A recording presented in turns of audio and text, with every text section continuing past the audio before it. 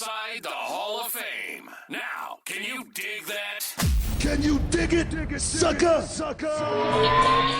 And this episode is sponsored by Blue Chew. Guys, let's talk about it. Let's talk about sex. Hey, you remember when you was always ready to go? I'm talking about strapping the rocket on it, man. Going straight to the moon. I'm talking about getting it done. If you want that extra confidence, I got something for you. Listen up, BlueChew.com. Blue Chew is a unique online service that delivers the same active ingredients as Viagra, Cialis, Levitra, but in a chewable tablet at the fraction of the cost. But the great thing, Book, is you can take it any time, day or night, so you can plan ahead or be ready whenever an opportunity arises. The process is simple. You sign up at BlueChew.com, consult with one of their licensed medical providers, and once you're approved, you'll receive your prescription within days. The best part, guys, it's all done online on the internet. So there's no doctor's visit, no awkward conversations, no waiting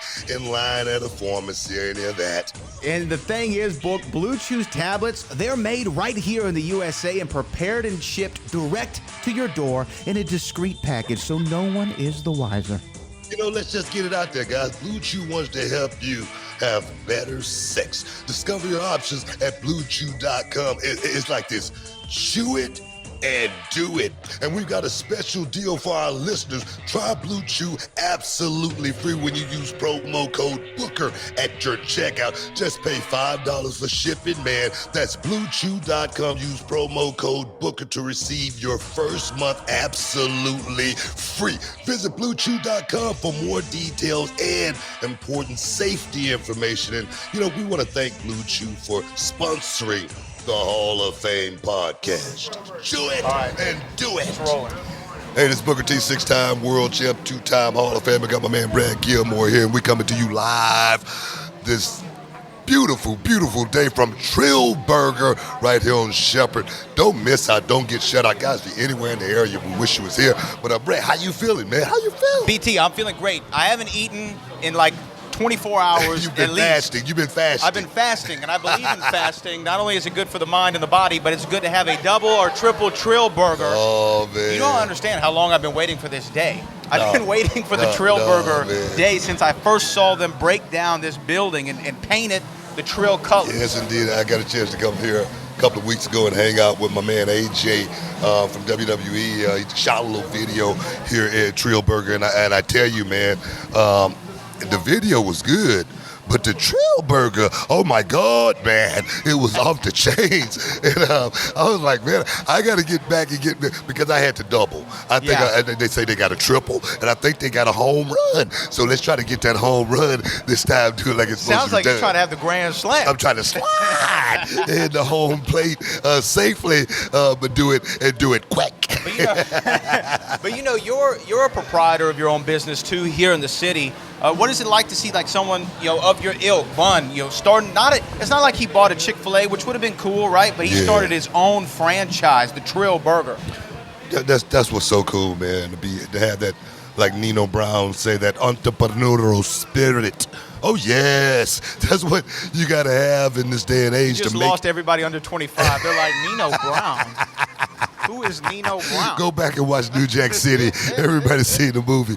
But no, man, to have that spirit, but not just to have that spirit, man, to make it through those trenches, man, because I came through that same hood that Bun came up in, you know, South Park, South Side, and, you know, it was rough. It was rough. And you had to have a plan. You had to be strategic because we lost so many brothers back in the day. And I'm just so happy to see Bun doing so well, and not just Trill Burger, in every department. Seemed like everything he touches turns to gold. You see the Trill Burger colors?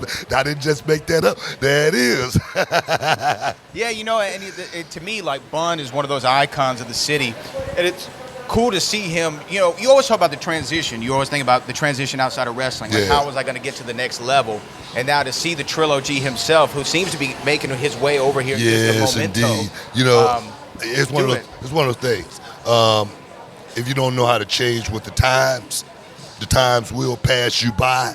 I say that all the time.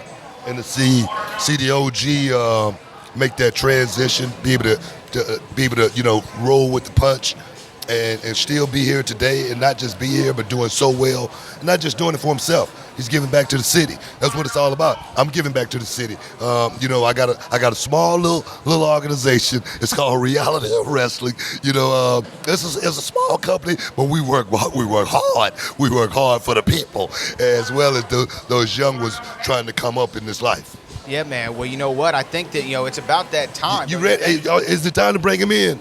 I think it's time to bring him in. I'm not trying to impose. Whenever the Hall of Fame is ready, let's bring Bun in now, man. Let's bring the Trill OG in. in. Himself. Let's bring the Godfather of H-Town in the house. Welcome inside the Hall of Fame. Man, Bun B, getting ready to get some champagne wishes and caviar dreams, baby, right here up in Trill Burger. Hey, man, how proud of you?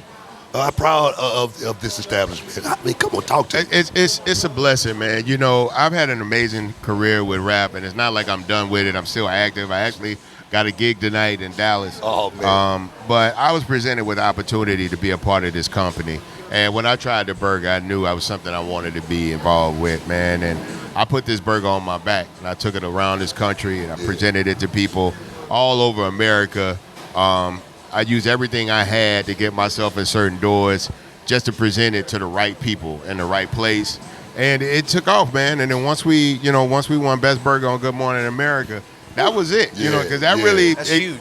Because for one, it validated what we had been saying about the food the whole time, but then it opened up to a whole world of people that are outside my core demographic. Yeah. Like Good Morning America is predominantly older people that watch that show. So the 55 and up crowd was on my bumper. Like they were serious. They were trying to get that burger. But then also by going to these different music festivals and whatever, it also afforded me the opportunity to present it to the next generation of artists and build that connection and that bond with those people. So this burger is not only a great financial thing for me, it's also very representative of Houston's culture. When people come here from all over the country, and they've even been coming from Canada and overseas, we wanted to make sure it felt Trill. Yeah, it looked Trill, and that it was representative of what people expect from Houston culture. There's no telling who's going to be in this thing, you know what I'm saying, at any given time. Look, you got legends in here today, you know what I'm saying? World champions in here 2 times. You know what I'm saying? So it's a blessing, though, Book. I ain't going to lie, man. You and I, we've been blessed to see the world, right? Travel all around the world, get adoration from millions of people, man. So it's one thing to know that you put in hard work and you made the effort, but it's another thing to be appreciated. Yeah, man. Is it kind of like the rap game, like when you first started? You hustling, man. You hustling. Right. You selling CDs out of the trunk. You know what I mean? You running from the mall to mall. You go into the club, handing the CD off to the brothers. Hey, it's like that. Yeah, no, absolutely. First of all, I haven't had this kind of passion, meet purpose, since I started rapping, right? Yeah. I haven't really felt energized about something like this in a long time. When I lost Pimp, it really took a lot out of me from the music industry. It's my job, it's my career, and that's what I had to do to take care of my family. But it became more of a job. It used to be fun. It became more of a job. And my wife helped me to make sure that it became interesting so I wasn't phoning it in. But getting this burger made me want to wake up in the morning, made me want to read, made me want to talk to people, ask questions, do research, do my homework, learn all of the different components of the food industry, from the kitchen to the service, the hygiene, all of this different stuff that it takes to make a business work. That's where I'm at right now. It's a renewed interest, a renewed passion, a renewed purpose, and it's beautiful because when I started my music career, the kids weren't old enough. My grandkids, they were born into this. Yeah. So that whole part of my life was already here when they came here. Right. But this new chapter in my life, everybody gets to be a part of. My granddaughter works at Trill Burger. My nieces work at Trill Burger. My manager, one of my best friends, my brother, his children work at Trill Burger. My other nephew, Michael's son, works at Trill Burger. We've been able to give opportunities to people who normally would not be able to find employment in the city of Houston. You know what I'm saying? Yeah. Which is a beautiful thing that we can afford people, man. And if you look around here, white people work at Trill Burger, black people work at Trill Burger, Asian people, Latina people. We are a melting pot and a true representation of this Houston community, and I'm proud to have that. That's awesome, man. Hey, man, the transition. Yes. I always talk about, if you don't know how to change with the times will truly pass you by. Absolutely. And you have been one of the brothers who have been able to make that transition so effortlessly. What has why so? Well, look, I look at the people in front of me, right? I look at people like Ice Cube. I look at people like Snoop. Yeah. I look at people like Shaq, people like yourself, right? Who took all this cultural equity that you built up, right? That other people, unfortunately, were able to profit off of more than you.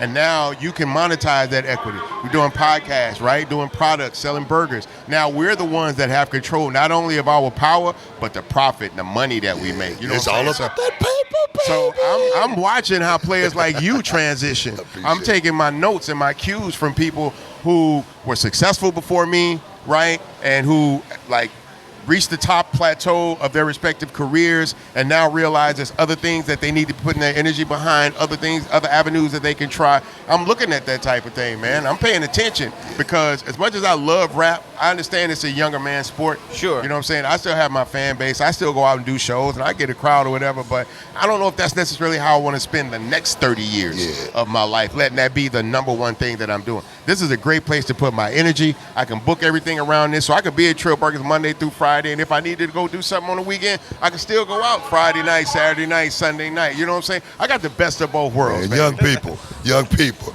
y'all better get a biscuit right now and soak this knowledge up because this Bun talking. Brad, go ahead, man. Well, you know, I mean, I've heard you talk about Trill Burger. Obviously, this is why we're here. This location, you said, is like a temporary spot for you, and you want to expand greater. Like, what is the 5-year vision for Trill Burger? Do you want to have multiple locations around the city? Do you want to expand statewide? Well, I mean, look, I think for many people, this brand presents itself as a mom and pop brand, Right. and it does. I do want it to feel that way, but I want this burger to be available to every person in the world, right? No matter if they all try it or buy it or whatever, but I want this burger one day to be in a position where anybody on this planet can try one if they want one. But everybody in Houston needs one. Right? Everybody in Houston needs this burger, right? Before we take it out on the world, I want to make sure that everybody in Houston had the chance and the opportunity to get this burger. And let people know ahead of time, hey man, I ate this thing. It's coming to Atlanta, you better be ready. It's coming to Dallas, it's coming to Austin, you better be ready. Like a movie. It's like a movie, right? Word of mouth is what helped break me. I never really had the major media magazines or outlets support me as an independent artist. You know what I'm saying? So it was word of mouth that took UGK around the world. And so I use that same focus, that same narrative, and that same drive to take this burger around the world. I ain't doing nothing new, Booker T. Yeah. I'm treating this burger like it's an album. I took it on promo tour. I got it out in front of the people. We won Best New Artist when we won Best Burger, and now people pay for us to come to where they are. It's a beautiful thing. I mean, but has the fact that how the city's embraced it, has it surprised you at all? Because, I mean, I would drive by here every day, and I'm thinking, is today the day I'm going to get the burger? And I see the line going down the block, and I'm like, wow, the love is out of this world. I'm not surprised by repeat customers, because once you have this burger, you can't not want this burger. Yeah, true. You know, Yeah, I'm trying to be careful. back. Y'all got to forgive me because there's Cowboy fans in here, and I told them they could all come before the season started, but now I feel like they just traipsing up and down in my building like this, showing off their little blue stars or whatever. But I'm going to be easy about it. No, but I think the beautiful thing about this is that, you know, I built this company off the back of Houston. There's no way around. That's why if you look at the merchandise, it says Houston made. And this is the first place we presented this burger. This was the place that told the world that Bun B does have a great burger and told people, come to Houston, come try this burger. Let it be a part of your cultural experience and your tourism when you come to the city of Houston. I never would have thought that people would make the effort that it takes to get this burger. We started this company in the summertime.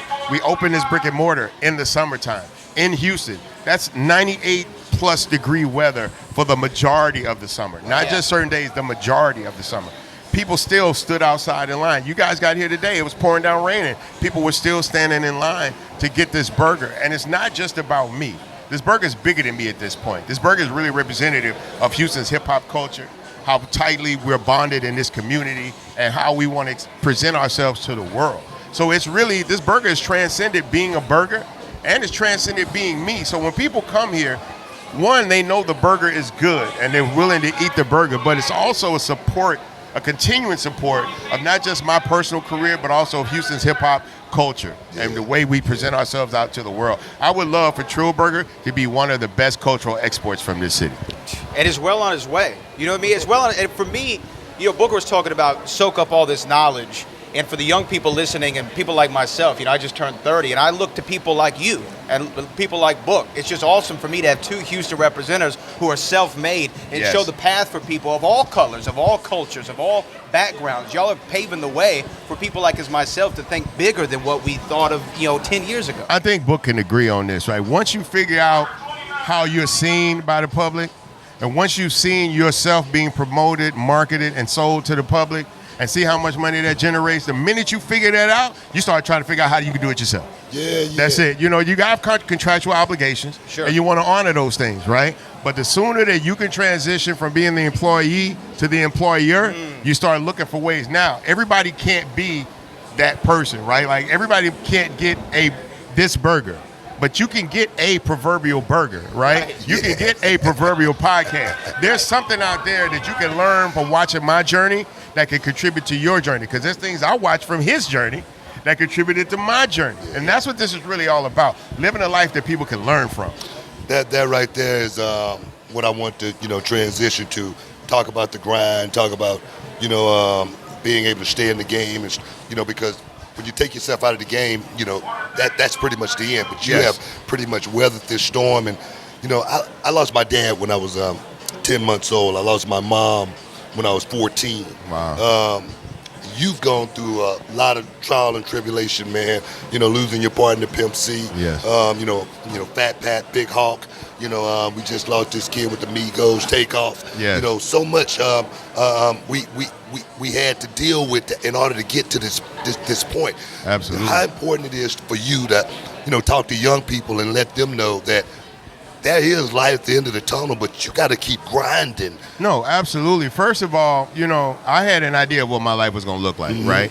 There's certain things happened, and that was not the way things ended up happening. But that didn't mean life was over for me. Didn't mean opportunities weren't open for me. But I had to be open to finding something new. I had to be open to listening to people's opinions and taking people's advice and really wanting to have a personal stake in shaping my life.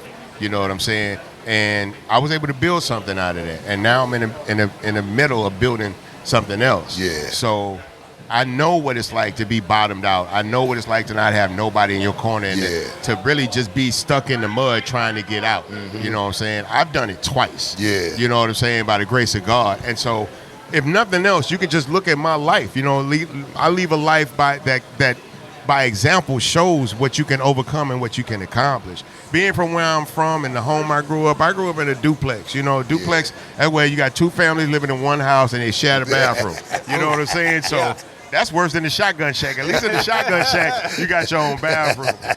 But I didn't let those kind of things define me, right? I watched my mom work very hard, to provide a life for me after her and my dad divorced. And so my main drive was to try to create a life that my mother could be proud of, and then hopefully my mother could benefit from. I've been able to do both of those things. And so now instead of looking back, I'm looking forward. I took care of the people in my past. Now I got to take care of the people in my future, the children, the grandchildren. You know what I'm saying? All of those type of things. And that just really just puts a bigger, stronger fire under my feet to make this happen. I want to be successful, right? I want my partners to be successful. I want this product and this brand to be something that the people that come in here and eat and spend money with can be proud of. You know what I'm saying? And because of that, I still get up every day and I'm still on it. When you get that hustle in you and you figure out how to make something work, to build something from nothing, you don't just stop once you make it. You try to see what else you can build up. I did this with this talent. What talent did I learn strengthening that talent that can open up another door for me? For me, that was really salesmanship. Once I realized that I wasn't in the entertainment industry, I was a salesman. That's when the perspective changed. And that's when things started to really open themselves up to me and realize that everything I learned from selling music, I can use to damn near sell anything as long as I believe in the product like I believed in the music. Yeah. When you talk about you're building it for the future, for the next generation, one thing that everyone's always looked at to you when they're coming up, especially in the rap game, they want the Bun B cosign, they want the feature, they want the verse. And we had a very prosperous underground scene for a very long time here in the city. You go back 5, 6, 7 years ago, you had Doe Beezy, Propane, Les, who's really transitioned, made a good career for himself. What was it like for you seeing that next crop of Houston artists come up, and how compelled did you feel to give them that cosign and to really be there for them? Well, I was there, Brad. I was just like them, I saw you. I was just like them, and I had people like Too Short pull my coattail. I had people like Willie D, Jay Prince, Scarface pull my coattail, point me in the right direction, help me avoid obstacles. So I felt it was my duty once I found a level of success to reach back, and I still do. You'll still see me on new up-and-coming artist albums. You'll still see me featuring in videos. You'll see them. I invite them all to come in the store, be a part of the culture, introduce themselves to people, let people know that y'all here to represent the city. It's absolutely important to keep that going, to keep that momentum going. Once one person gets it, you try to make sure that somebody else around you gets it, and you got to pick the right people that are going to do right by the opportunity. You know what I'm saying? You can't co-sign everybody. People may not realize it, but as many records as people see me do, I turn down just as many, if not more, because everybody doesn't deserve to be attached to my legacy. When I give somebody a co-sign, I'm attaching them to my legacy. Yeah. And everybody don't really deserve to be a part of that. You know what I'm saying? But if I can find somebody that's focused, got their head on right, got a strong team behind them, and got a real purpose as to why they're trying to do what they do, I feel compelled to get behind it. And a lot of those dudes, a lot of those songs that I do, I don't even take the money from these dudes sometimes, because for me, I'm pretty good right now, right? I don't necessarily need the money, but if I'm really trying to help these artists, there's probably places they can put that money that can get them more out of it than giving it to me. Sometimes I'll turn down a feature and be like, you're not ready for a Bun B feature because your system doesn't have the infrastructure to take advantage of it. So if you was going to pay me X amount of money to do this verse, what you need to do with that money is put some here, put some there, and then sit on this in case one of those pop, and then you can chase that momentum. And then when you get where you need to be, come back and holler at me. Yeah, all those names Brad was just talking about there. Yeah, the propane. Yes. Those young guys, you know, they seem they got to have their heads on their shoulders. Yes. They seem to be in the right place. We work with Les all the time, and he's just a down-to-earth dude. Absolutely. Is the rap game in a different place today than it was back when you was running? It is, and it works both ways, right? The beautiful thing about the music industry now is that the artist is in a position to capitalize off of their talent more than ever. Yeah. Artists does not necessarily need a record company. They don't need A&R. They don't need that big system to be successful. You can bring it straight to the people. It's peer-to-peer now. So if you have enough, belief in yourself, you have minimum amount of structure and some type of funding behind you, you can actually build your own momentum. The problem with that is that because so many people see money now, right? When I started, there wasn't really a lot of money involved in hip-hop. No rappers were rich when I started, right? They had cars and jewelry and stuff like that, but nobody was rich. Nobody was a multi-millionaire. So being a part of hip-hop culture just meant that I wanted to prove I was good at what I did. But now the main drawing component to being an artist is the money, right? Because it's very easy to capitalize off the money, and that's fine. But with that comes a lesser need to feel that you have to be of a certain level of an MC, right? You don't even feel like you need to be a lyricist, and you don't, because everybody doesn't want that from their entertainment. But we still have to go out and find the Propanes, the Lesses, guys like that, the Sauce Walkers, who are not just people trying to make music, people trying to build brands, bring other people along for the ride, you know what I'm saying, and create long-term goals for their families. And I support that all day. So, those kind of guys are always welcome to come to me, and not just for music. A lot of these young artists, the music thing they kind of get, it's really trying to balance it with life, right? How do I make this work for my baby mama? How do I make this work for my kids, my wife, my mama, my grandmother, the people that they love? How do I protect them from the things that come with this job? You know what I'm saying? Yeah. Once I get a bunch of money, I'm from the hood, I'm gonna mess around and have a target on my back. How do I keep that target off my family's back? Exactly. Those type of things. Those are the ways that I try to help artists navigate, because the music, that's the easiest part of the music industry, is making the music. It's managing the energy and the business and the money. That's the hard part. Top on that right there. When I first got in the wrestling business, I had a lot of friends around me that I knew if I hung around that area, I wasn't going to do nothing. Right. I got in it. I ended up picking up everything, and I moved to Atlanta.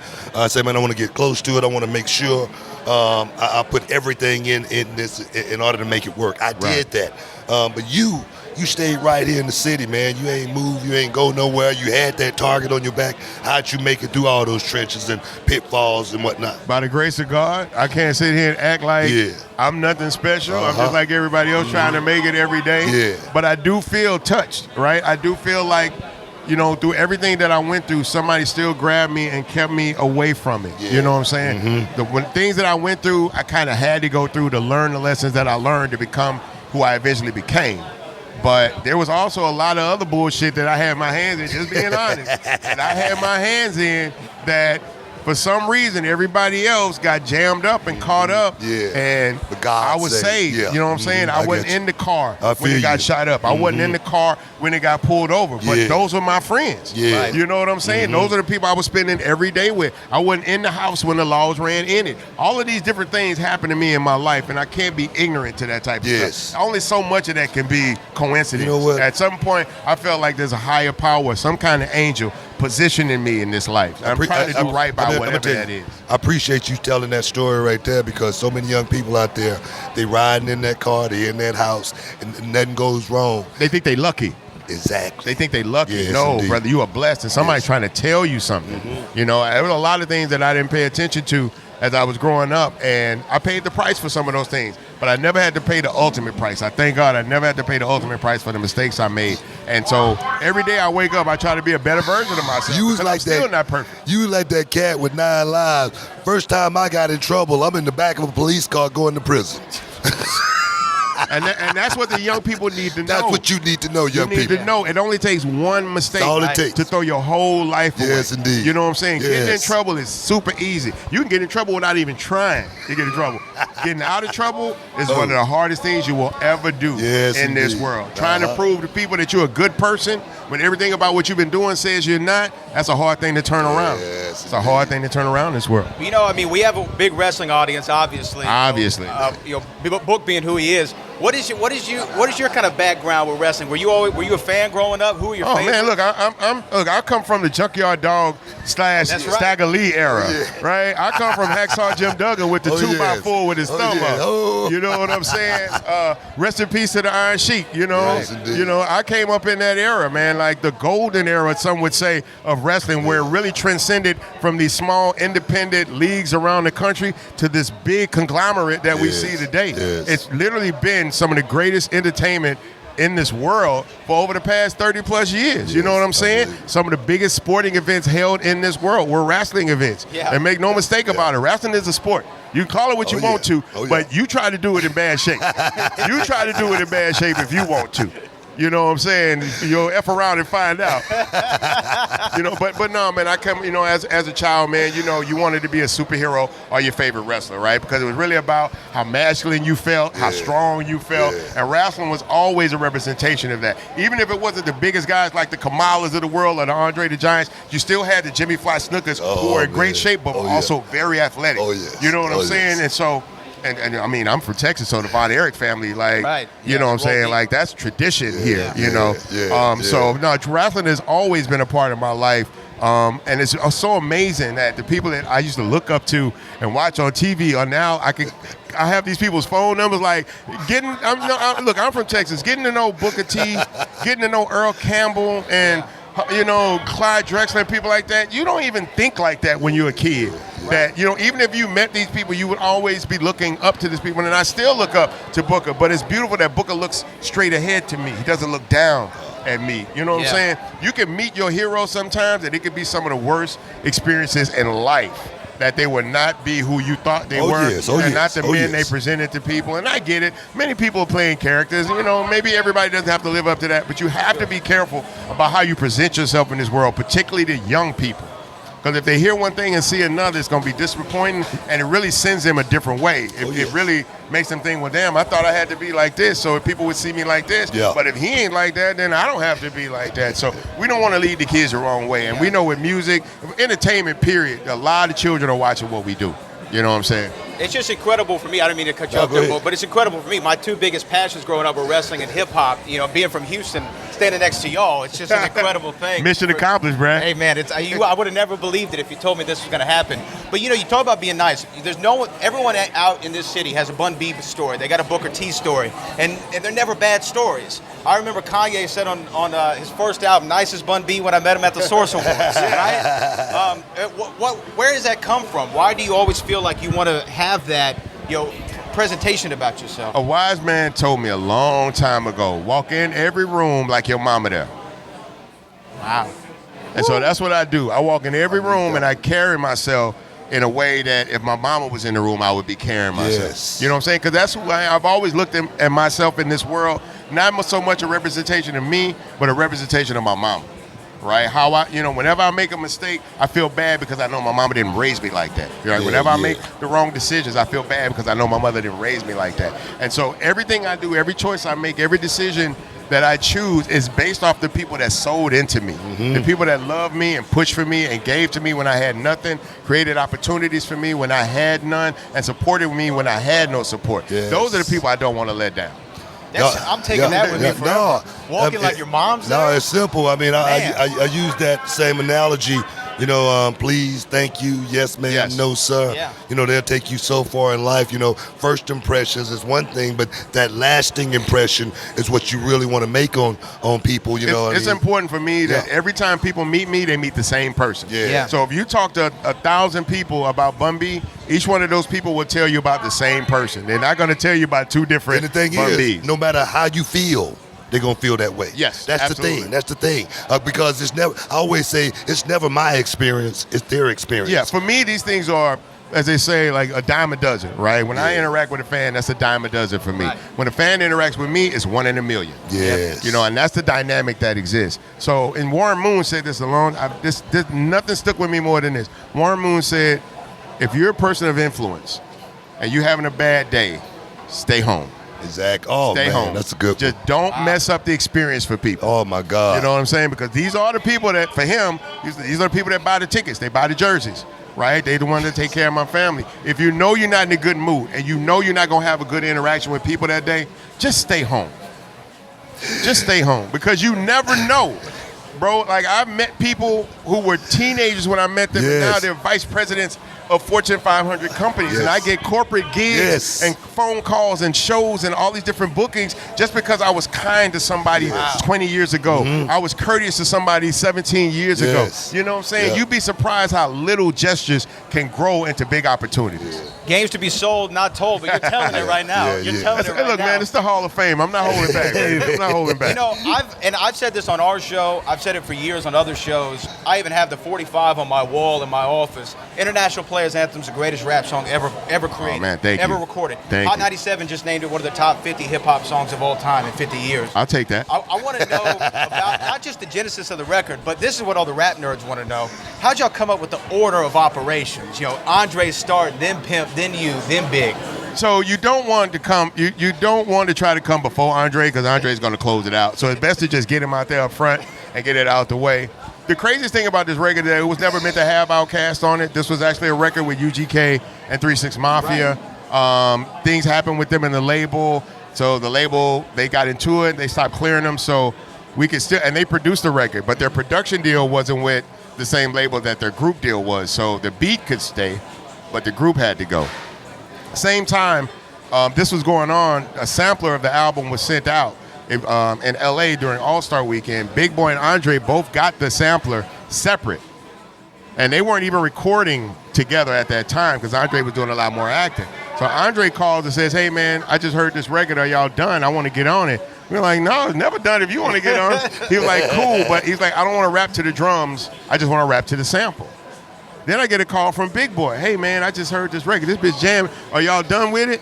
No, what do you think? I want to rap on it, but I just want to rap on the drums. I don't want to rap on the sample. So in 2 phone calls, I learned exactly why Outkast existed as it did, right? Because they were complete polar opposites that, when put together, created the perfect complement to each other. So Andre did his verse. We put him at the beginning. Big said his verse. We put him at the end. Made a nice little sandwich.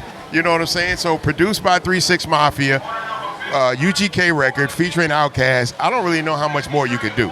I mean, that's royalty, right? I just don't know how much more you That's could do to royalty make a hit right record.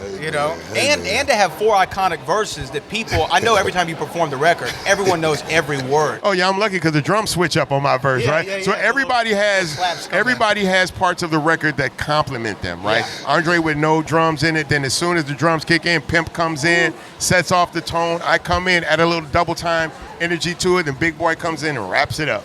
It's beautiful, man. I know you're probably thinking, Book, where'd you find this white kid? You know what? I bumped into Brad once or two times before. It's well understood how Brad gets down. And it's genuine. That's why I rock with him. This is who he is. In this suit and tie, loving UGK. That's exactly who Brad is. I appreciate that, Bun.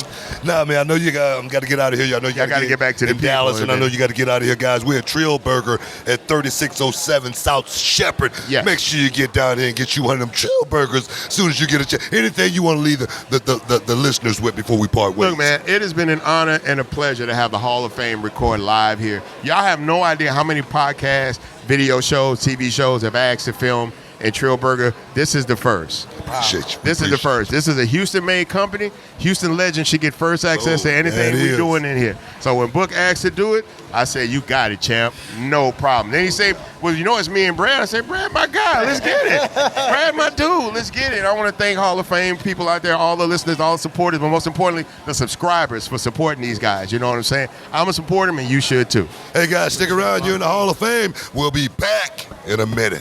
Can you dig it, sucker? Hey, Book, our next sponsor of the Hall of Fame podcast is AG1, the daily foundational nutritional supplement that supports whole body health. I drink it literally every day, and I know you're drinking it too. Yeah, man, I received a box in the mail, and I said, what is this? And it said AG1. And let me give you a little testimony. I'm a coffee drinker. I've been a coffee drinker every morning for about 25 years. And I drink a big cup of coffee on the way to the airport, and I get on my flight, and I still go to sleep. So I realized coffee is not helping me at all. So I say, let me try the AG1. I stopped drinking coffee literally 2 weeks ago. And I drink the AG1 in the morning, first thing. And the first thing I want to do is get in the gym and train.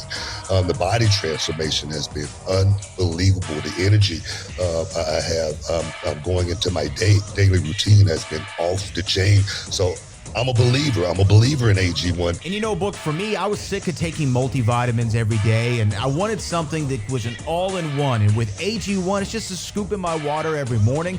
I mix it up, and it's a foundational nutritional supplement that delivers comprehensive nutrients to the whole body. And for me, the benefits of AG1, I can tell you I have more energy, I have better digestion, better gut health, I have more support for mental clarity and focus. I'm locked in for the whole day since I've been drinking AG1. And they say LeBron James spent $1.5 million a year on his body. You don't have to do that, guys. If a comprehensive solution is what you need from your supplement routine, then try AG1 and get a free 1-year supply of vitamin D and 5 AG1 travel packs with your first purchase. Guys, go to drinkag1.com/Booker. That's drinkag1.com/Booker. Check it out.